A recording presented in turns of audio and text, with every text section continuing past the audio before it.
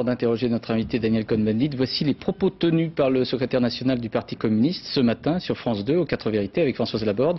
Monsieur Hu fait une recommandation à Daniel Cohn-Bendit. Pour le moment, il défend en France les idées de Gerhard Schröder et des Verts allemands. Ce n'est pas ce qu'on a choisi. Il me semble qu'il ne faut pas se tromper. Et donc, attention à la provocation. J'ai dit souvent que l'attitude de Daniel Cohn-Bendit, il fallait qu'elle soit, qu'il prenne en compte la réalité française. Il y a des provocations quand elles touchent les hommes, il faut faire attention. Alors, Daniel Cohn-Bendit, bonsoir. C'était une provocation de votre part, un piège qui vous est étendu par la COJEMA, les syndicats, que sais-je. Ça démarre quand même d'une manière un peu particulière, votre campagne. Oui, je suis un peu surpris par les déclarations de Robert Hu. D'abord, je lui ferai cadeau d'un livre, Le nucléaire et la lampe à pétrole des Verts français, et qu'il voit que c'est la position des Verts français. Donc pas la position de Gerhard Schröder. Mais pourquoi vous êtes obligé de rappeler les Verts français? On a l'impression qu'il y a une sorte de relent xénophobe dès que vous parlez. C'est pas à moi qu'il faut le demander. Le ministre de l'Intérieur a cru bon souligner qu'il ne comprenait pas que les Verts français allaient prendre un Allemand. Monsieur Pasqua fait des blagues. Comment on reconnaît un vrai Allemand? C'est Cohn-Bendit qui revient tous les 30 ans. Ce qu'il a oublié de dire, c'est que 30 ans avant, mes parents étaient venus d'Allemagne en tant qu'émigrés parce qu'ils allaient être arrêtés par le régime d'Hitler. Mais ça ne dérange personne. C'est pas là le débat. C'est vieux comme on joue sur une xénophobie. Alors, je réponds. Mais ça, vous n'êtes pas surpris. Il y a 30 ans, on disait le juif allemand, c'était ça aussi contre vous. C'est pas mon problème.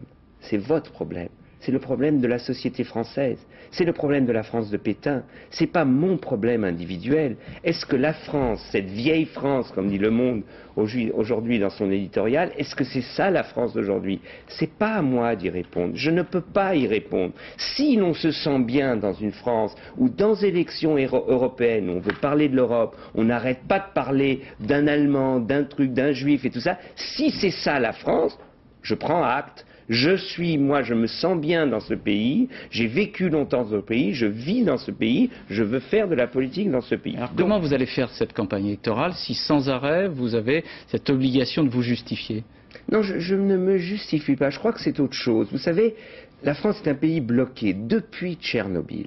Depuis Tchernobyl, où quand même le corps des mines, les grands nucléocrates ont expliqué aux Français que les nuages connaissaient la géographie et que de Tchernobyl, ils avaient décidé d'épouser l'Hexagone, que dans tous les pays européens, il y avait effectivement une plus grande intensité de retombées nucléaires, sauf en France. Et depuis, on n'arrête pas de dire la vérité. J'ai un article ici de Corinne Lepage.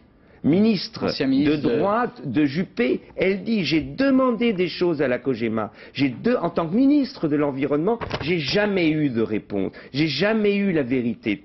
Donc, je veux dire, c'est ça le problème. Monsieur Hu est pour le nucléaire. 60% dans un sondage de l'événement CSA, des électeurs communistes seraient plutôt pour sortir du nucléaire. Il a le droit. Ce que je demande... Enfin, lui, il défend l'emploi. Non, mais attendez. Sur le nucléaire à La Hague, ce que j'ai voulu dire, ce que j'ai dit, ce qui a été entendu aussi, quand on a voulu écouter une minute, j'ai dit, pour sortir du nucléaire, il faut une 30aine d'années. Si aujourd'hui, l'on utilise La Hague comme usine de détraitement, c'est-à-dire pour stocker définitivement des déchets nucléaires, le plutonium, qui existe en tonnes à La Hague, il faut le traiter pour qu'on ne puisse pas l'utiliser militairement. Donc le mélanger à des déchets nucléaires. Il y a du travail pour 20 à 30 ans à La Hague aujourd'hui si on sort du nucléaire lentement. Et là, un des syndicalistes, et c'est ça ce que j'ai appris, c'est pour ça que je crois que le dialogue est important, un des syndicalistes que j'ai pu approcher qui à un moment m'a parlé, il m'a dit: tu me prends mon emploi. J'ai dit non. Pendant 20 à 30 ans, vous avez du travail. Quand on a visité les piscines de La Hague, le représentant de la COJEMA, vous voyez dans ces piscines, il y a du travail pour 5 ans.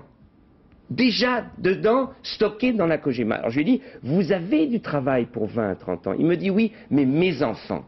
Et là, on revient au problème de la France, du chômage, de l'image de la sidérurgie. Et c'est vrai, il faut que nous répondions, et nous, c'est l'Europe. Il n'y a qu'un projet européen aussi bien sur l'énergie, qu'un projet européen sur la protection social et sur l'innovation pour donner du travail aux Européens. Il convenait que la décision des Allemands, du gouvernement allemand social-démocrate et vert, d'afficher l'abandon du nucléaire, provoque beaucoup de réactions, notamment sur l'indemnisation. Est-ce que vous êtes favorable à ce que la COGEMA soit indemnisée? Écoutez, il y a 10 ans, Libération a publié un article quand a été signé le contrat avec les Allemands. L'électricien allemand, si il y a une décision du gouvernement allemand, et c'est marqué dans le contrat, d'arrêter le retraitement, la COGEMA doit rembourser ce qui a été avancé. Moi, je suis pour qu'il y ait une compensation industrielle et économique à la COGEMA. On doit donner du travail à la COGEMA, l'on peut, dans un système de sortie du nucléaire. Mais je voudrais dire encore une chose quand on dit une décision allemande. Les élections allemandes, tout le monde savait, depuis des mois, des années, c'était dans le programme. C'était non seulement dans le programme, et que tout le monde savait que ça allait se faire. Aujourd'hui, il est évident que le grand corps social, le corps des mines, le corps des mines doit comprendre qu'il n'y a pas de pensée unique. Moi, je veux discuter à Cherbourg avec la gauche plurielle sur les tenants et les aboutissants du nucléaire ou de la sortie. Et après, on verra. Est-ce que c'est discuter, c'est une provocation? Je vous demande la question. Ouais. Discuter, c'est une provocation. C'est une définition de la démocratie qui est effectivement intéressante. Merci Daniel Cohn-Bendit. Toujours sur ce contentieux nucléaire entre la France et